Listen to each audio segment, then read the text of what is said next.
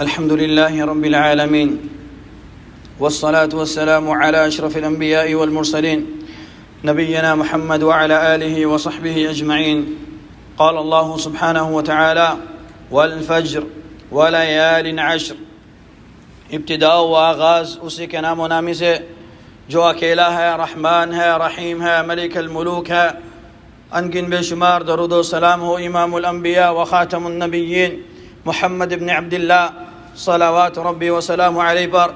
اللہ کی رحمت ہو ازواج مطہرات امہات المؤمنین پر، اصحاب پر، اولاد پر، اور ہر اس شخص پر جو خالص اللہ تعالیٰ کی عبادت کرتا رہے اور نبی کریم صلی اللہ علیہ وسلم کے بتائے ہوئے طریقے کے اوپر چلتا رہے. حمد و ثنا کے بعد میرے عزیز محترم ساتھیوں، ڈر جاؤ اس ذات سے جس ذات کی طرف لوٹ کے جانا ہے. حقیقتاً انسان نے ایک نہ ایک دن اللہ کے پاس چلے ہی جانا ہے. اس دن سے ڈر جاؤ جو 1000 مہینوں سے بھی بڑا دن ہوگا اور سورج انسانوں کے سر کے اوپر ہوگا، اور انسان کہے گا کہ ہم نے دنیا میں صرف ایک دن یا رات یا پھر چند لمحات ہی گزارے ہیں، حالانکہ اس نے اپنی زندگی تقریباً 30 40 50 60 سال گزار کے آیا ہوگا. میرے عزیز محترم ساتھیوں، اس طرح ہمارے زندگی کے مراحل گزر رہے ہیں اور ہم قبر کے قریب جا رہے ہیں، اور اس طرح جو آگے والا مرحلہ ہے اس کے قریب ہو رہے ہیں. اور سمجھدار انسان وہ ہے جب اس کو اپنی منزل پتہ لگ جائے تو اس منزل کی کامیابی کے لیے تیاری شروع کر دیتا ہے،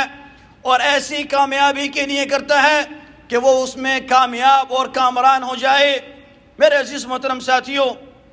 اسی طریقے سے ہماری زندگی کے مراحل گزر رہے ہیں، ایام، مہینے اور اس طرح سال گزر رہے ہیں. اللہ تعالیٰ نے امت محمدیہ کے اوپر یہ انعام کیا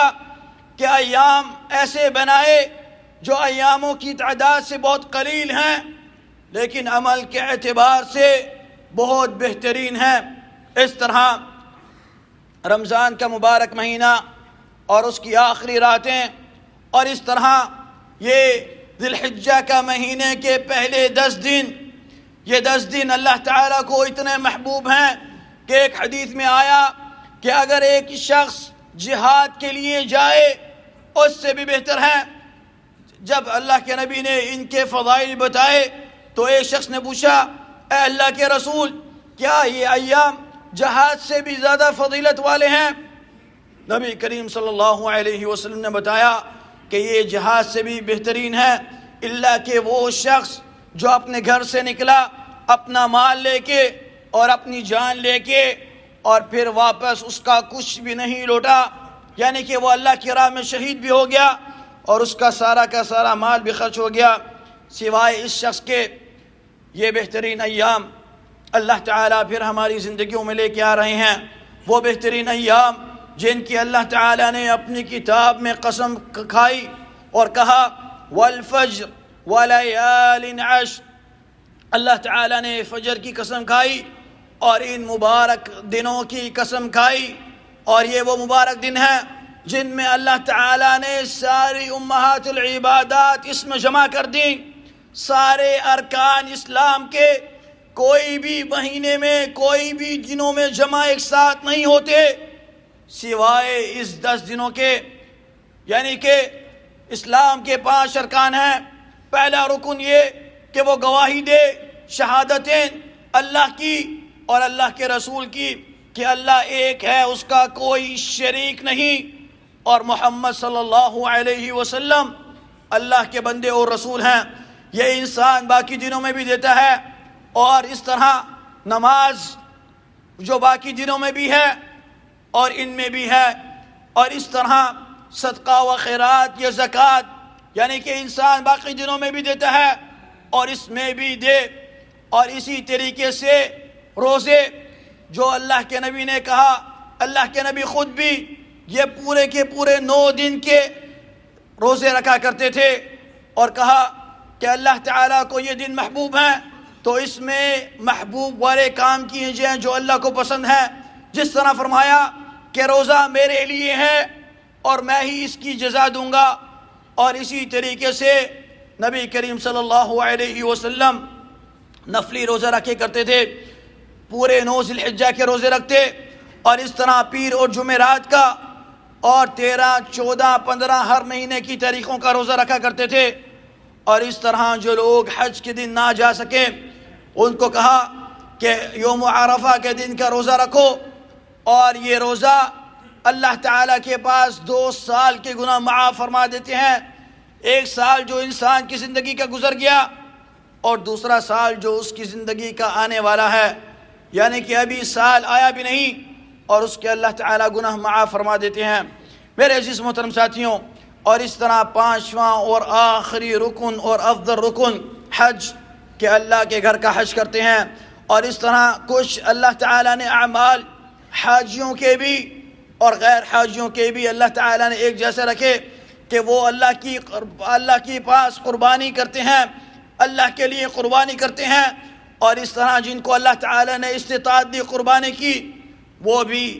وہاں پہ عرفہ کے میدان میں تو نہیں ہوتے لیکن اس دن کا روزہ رکھتے ہیں۔ اور اس طرح عید کے دن وہ حاجی بھی اللہ کے لیے قربانی کر رہے ہیں اور غیر حاجی بھی اللہ کے لیے قربانی کر رہے ہیں۔ میرے عزیز محترم ساتھیوں، اس طرح جو کوئی شخص بھی اگر قربانی کا ارادہ رکھتا ہے اور اللہ تعالیٰ نے اس کو استطاعت دی ہے، جس طرح ذی الحجہ کا چاند نظر آ جائے، نہ ہی وہ اپنے بال کاٹ سکتا ہے اور نہ ہی اپنے وہ ناخن کاٹ سکتا ہے۔ اور اگر کوئی شخص قربانی کا ارادہ رکھتا ہے تو اس کو چاہیے کہ پہلی ذی الحجہ سے پہلے ہی اپنے بال اور ناخن کاٹ لے۔ اور اس طرح اس دنوں میں انسان کو چاہیے کہ کثرت سے ذکر کرے اور اللہ تعالیٰ کا ذکر اپنی زبانوں میں تر رکھے، اور تکبیرات جس طرح چاند نظر آ جائے اس وقت سے تکبیرات کو شروع کر دے۔ ابن عمر رضی اللہ عنہما جب راستے میں بھی چلتے پھرتے بھی تکبیرات بلند کر کے اپنی زبان سے پڑھتے رہتے، اور اس طرح ہمیں بھی چاہیے کہ ہم بھی اللہ تعالیٰ کا ذکر کو بلند کریں اور اپنی زبانوں کو چلتے پھرتے اٹھتے بیٹھتے ان مبارک ایام میں کرتے رہیں، مبارک اعمال کریں، اور اس طرح مبارک اعمال کرنے کے ساتھ ساتھ اپنی زندگیوں کو بھی مبارک بنا لیں۔ کیا پتہ کہ یہ ہمارے دن جو اللہ تعالیٰ نے ہمیں دیے ہیں یہ آخری ایام ہو، اس کے بعد اگلے سال ہمیں یہ دن بھی نصیب نہ ہوں۔ میں اللہ سے دعا گو ہوں، اے اللہ یہ مبارک دن ہماری زندگیوں میں نصیب فرما اور ہمیں خیر کے اعمال کرنے کی توفیق عطا فرما۔ اے اللہ ہمارے گناہوں کو مٹا دے، اے اللہ ہمارے اعمالوں کو بلند کر دے، اپنے پاس قابل قبول کر دے۔ اے اللہ ہماری گردنوں کو جہنم کی آگ سے بچا لے۔ اے اللہ ہم سے راضی ہو جا۔ اے اللہ جب ہمارا ختام ہو تو ختام المسک ہو اور ہماری زبانوں میں کلمہ لا الہ الا اللہ محمد الرسول اللہ نصیب ہو۔ اے اللہ ہمارے والدین یا ان میں سے کوئی بھی رشتہ دار عزیز و اقارب یا کوئی بھی مسلمان اگر اس دنیا سے رخصت ہو گیا، اے اللہ ان کے درجات کو بلند کر، ان کو قبروں کے عذاب سے محفوظ رکھ۔ اے اللہ ان کی قبروں کو روضۃ من ریاض الجنہ بنا دے۔ اے اللہ ان کے لیے جنت کے دروازے کھول دے۔ هذا وصلوا وسلموا على حبيب المصطفى فقد أمركم الله جل من قائل عليما حكيما إن الله وملائكته يصلون على النبي يا أيها الذين آمنوا صلوا عليه وسلموا تسليما